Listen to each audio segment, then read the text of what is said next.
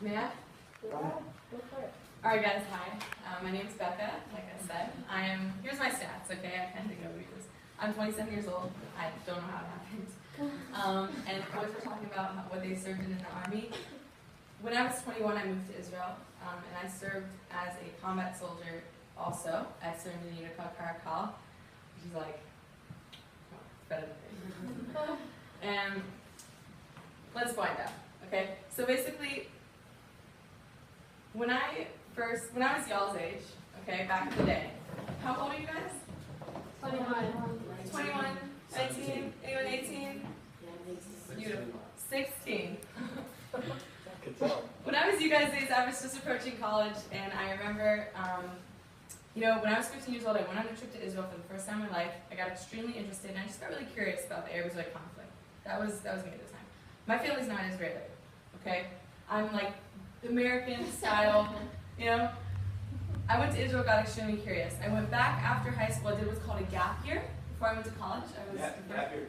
Yeah, man, we did the same gap year. Well, not in the same year because I'm really old and it's not really. But I went to Israel and I met a bunch of Israelis who were 18, 19, 20, 21, okay? And we all became friends. Normal, right? And I don't know if any of you guys have ever been to Israel, but when you go there, you meet Israelis and you're like, oh wow, he has a comment soldier, that's so cool. Oh, he does this, da da da. And I was like, Mamid. Well, that was all really cool and fantastic until a war broke out in Gaza. That's winter when I was there.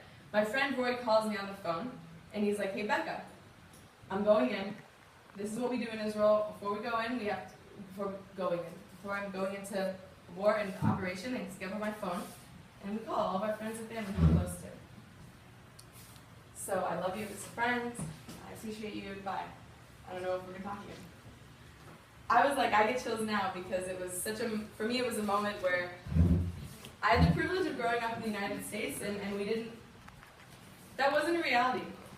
Kids here when they're 18 don't go to the army. We don't have a war on our borders. We have that privilege.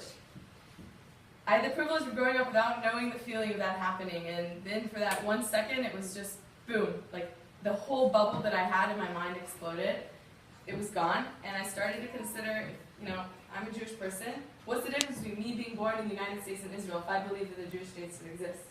At the end of the day, if Israel loses a war, Israel won't exist anymore. And all that really sat extremely heavy on me. And it became more and more of a recalculation of what I'm going to do. Am I going to go to college? I could go to my college campus and be pro-Israel. I could do pro-Israel activism. I could become active in my community. One day, if I get old and I actually am successful, I could donate money. Or I could go to Israel and join the Israeli army and defend the Jewish state. And for me personally, that's what I ended up doing. So in 2010, I packed my bags. I moved to Israel alone, and I drafted into the IDF. I decided to be a combat soldier because I didn't want to just go and pass by my army service. I wanted to give everything that I could. And the type of personality that I have is I like being outside. I'm a tomboy. I love running. I love doing anything active, and this was, for me, what I could give. So I served on the board of Egypt in a mixed male and female combat unit. Just like the boys, we did the same training. F7, they can tell you all they want, no, same thing. It was amazing, and I had the privilege. I was given the privilege as a female to be a combat soldier in the Israeli army and defend our beautiful Jewish state.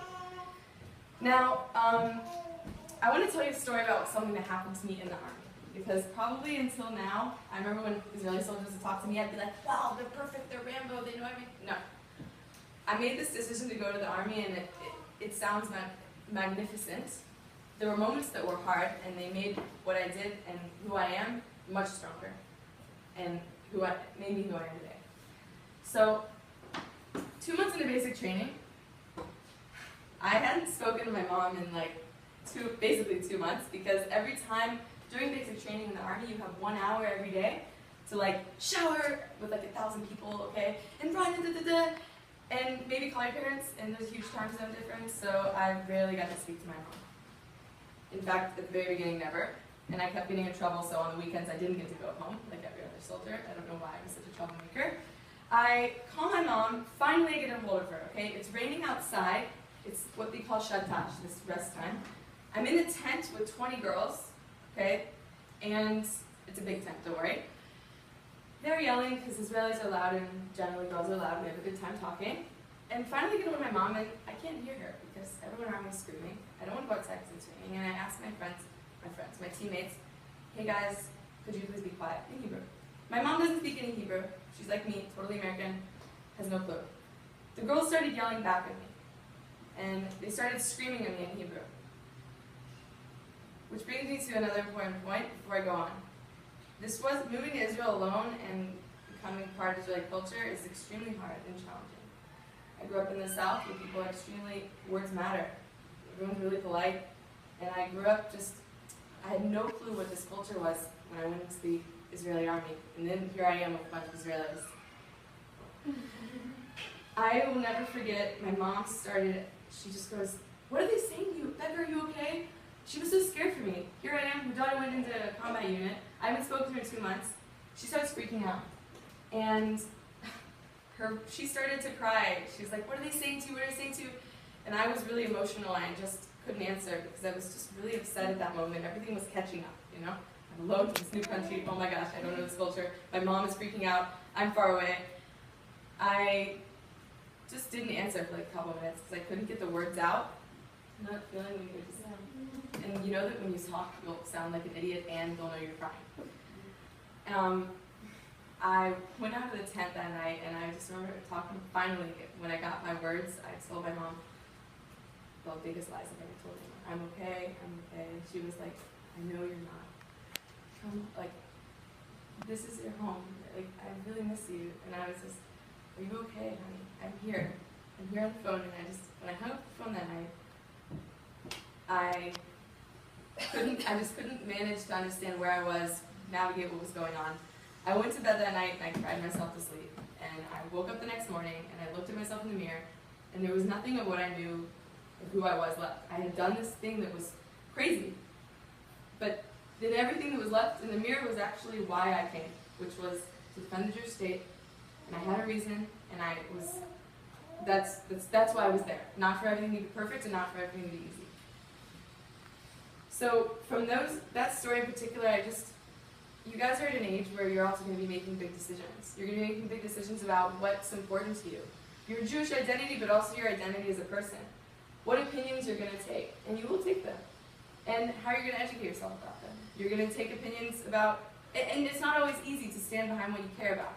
You're going to make big decisions that they're complicated when you execute them. And just never, ever, ever, ever give up on something that you care about. Because the person that I am now, I've met the love of my life. I have a fantastic life. I work as a CrossFit instructor, and I have a really loving community that I'm surrounded by. And I feel strong. I don't feel weak. When I remember that time, that weakness that I felt, it strengthens me every time. It gives me more passion and more power. To stand in front of you guys and talk is a privilege, to just be able to tell you this story. And I'm proud. I'm not shy about it. I'm proud that I cried myself to sleep and woke up and put my uniform on. So I really hope you guys find the same. Now, how am I on time? Okay, we'll pass it on, but just one thing. I just want to tell you guys as well. Yoni was talking about BDS, boycott, divestment, and sanctions against Israel. Guys, on the college campuses, this is a huge thing, you know? You're going to come across this BDS movement, people who claim to be pro-Palestinian, who claim to say, oh, Israelis are against Palestinians, their goal is to put a genocide against the Palestinians, which is, we know to be lies, you know? But at the end of the day, if we don't stand up and offer the truth, you have my story if you want. You have all of our stories today when we finish telling them, okay? And you can be in contact with us, but just, this movement is a huge, huge degradation of the truth about what we know, and not just what we know, but as Jewish people, our closest to Israel, how we're going to defend our state at the end of the day. So I challenge you as advocates of Israel, as just Jewish people, or people in here in the Chabad house, hearing our stories and my story, find that, challenge it, execute it, and you did it.